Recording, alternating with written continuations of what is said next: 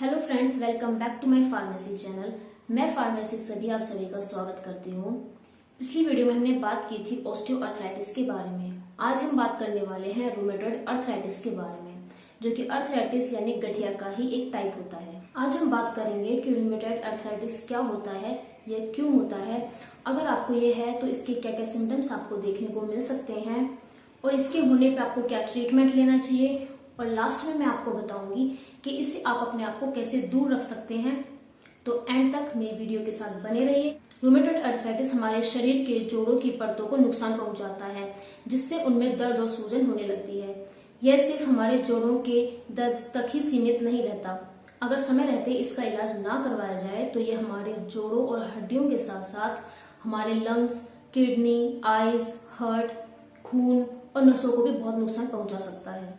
Rheumatoid arthritis शरीर के दोनों तरफ के जोड़ों को एक साथ प्रभावित करती है, जैसे कि दोनों कलाइयों, दोनों बाजुओं, दोनों घुटनों। इसकी यही खासियत इसको दूसरे अर्थराइटिस से अलग करती है। पुरुषों की कंपैरिजन में ये महिलाओं में ज्यादा देखने को मिलती है। एक सर्वे के अकॉर्डिंग 75% मरीजों में 30 से 50 वर्ष की महिलाओं में ये बीमारी देखने को मिली है। बहुत से लोगों का मानना है कि ये बढ़ती उम्र के लोगों में ज्यादा देखने को मिलती है। ऐसा हम सिर्फ ऑस्टियोआर्थराइटिस के केस में कह सकते हैं, लेकिन रूमेटॉइड अर्थराइटिस के केस में ये किसी भी उम्र के लोगों को हो सकती है। यह बच्चों में भी देखा जाता है, जिसे जुवेनाइल अर्थराइटिस के नाम से भी जाना जाता है। अब बात करते हैं रूमेटॉइड अर्थराइटिस क्यों होता है, इसका क्या कारण है। बेसिकली जो रूमेटॉइड अर्थराइटिस होता है ये एक ऑटो इम्यून डिसीज होती है। वैसे तो इम्यून सिस्टम का काम होता है हमारे शरीर को वायरल और बैक्टीरियल इन्फेक्शन से बचाना, लेकिन जो ऑटो इम्यून डिसीज होती है उसके केस में जो हमारा इम्यून सिस्टम होता है वो हमारे हेल्दी सेल्स को ही नुकसान पहुंचाने लगता है, जिससे हमारे शरीर के जो पार्ट्स हैं उनमें दर्द होने लगता है और उनमें सूजन आने लगती है। अगर ये सूजन लंबे टाइम तक बनी रहती है तो ये हमारे जोड़ों को भी नुकसान पहुंचाने लगती है, जिससे हमें चलने फिरने और उठने बैठने में बहुत कठिनाई होती है। ज्यादातर यह बढ़ती उम्र के साथ हमारे शरीर में देखने को मिलती है। इसके साथ साथ अगर किसी का वेट ज्यादा है या फिर ओवर वेट है, उन लोगों को भी ये परेशानी देखने को मिल सकती है। इसके अलावा जो स्मोकिंग ज्यादा करते हैं, ड्रिंक ज्यादा करते हैं, उन लोगों को भी रूमेटॉइड अर्थराइटिस बहुत जल्दी होने की संभावना होती है।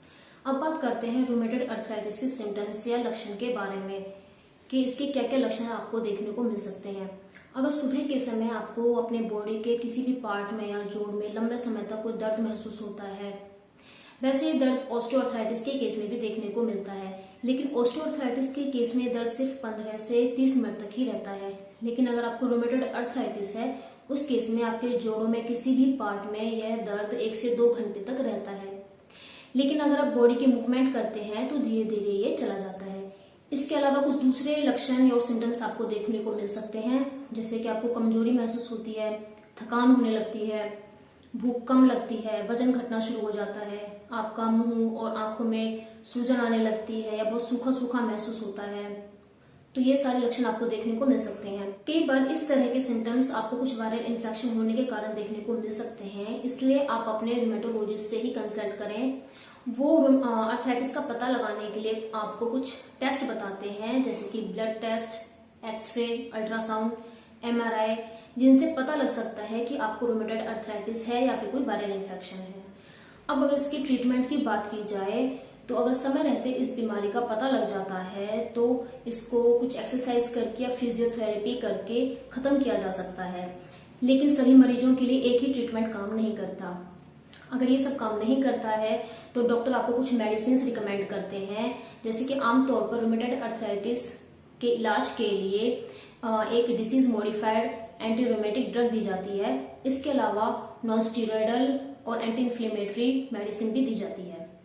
अगर उस केस में भी ये मेडिसिन काम नहीं कर पाती हैं और आपका दर्द या सूजन कम नहीं होता है तो लास्ट में फिर डॉक्टर आपको सर्जरी के लिए ही सलाह देते हैं। रूमेटॉइड अर्थराइटिस के केस में खाने पीने की चीजों का कोई ज्यादा परहेज नहीं होता है, सिवाय उन लोगों के जिनको गाउट की बीमारी है, क्योंकि जो गाउट के मरीज होते हैं उस केस में उनके शरीर में यूरिक एसिड ज्यादा हो जाता है। लेकिन रूमेटॉइड अर्थराइटिस में कोई ऐसा परहेज नहीं होता है, लेकिन फिर भी हमें कुछ चीजों का ध्यान रखना चाहिए, जैसे कि हमें जंक फूड नहीं खाना चाहिए, कोई भी डीप फ्राई ज्यादा घी तेल वाली चीजों को नहीं खाना चाहिए।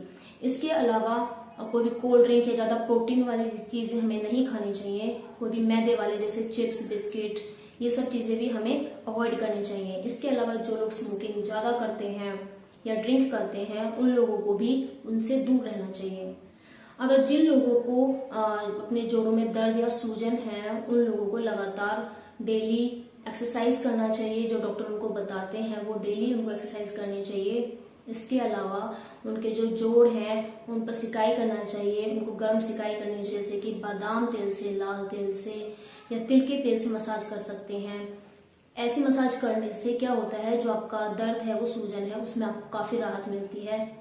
कुछ देर आपको धूप में भी बिताना चाहिए, उससे भी आपकी बॉडी को विटामिन डी मिलता है और जो आपका दर्द है और सूजन है उसमें भी राहत मिलती है। अगर आप अर्थराइटिस यानी गठिया से अपने आप को दूर रखना चाहते हैं तो डेली एक्सरसाइज कीजिए, अपनी डाइट में अच्छा संतुलित आहार शामिल कीजिए। इसके अलावा अपने वेट को ओवरवेट ना होने दें, अपने शरीर में कोलेस्ट्रॉल को जमा ना होने दें और अपने खान पान का भी पूरा ध्यान रखें और दिन में खूब सारा पानी पीजिए। तो ये थी बात रूमेटॉइड अर्थराइटिस के बारे में। अगर आपको इन्फॉर्मेशन थोड़ी बहुत भी पसंद आई हो तो प्लीज लाइक कीजिए, सब्सक्राइब कीजिए और अपने फ्रेंड्स के साथ भी जरूर शेयर कीजिए, जिससे कि उनको भी इन्फॉर्मेशन मिल सके और वो भी अपने आप को इस बीमारी से दूर रख सकें।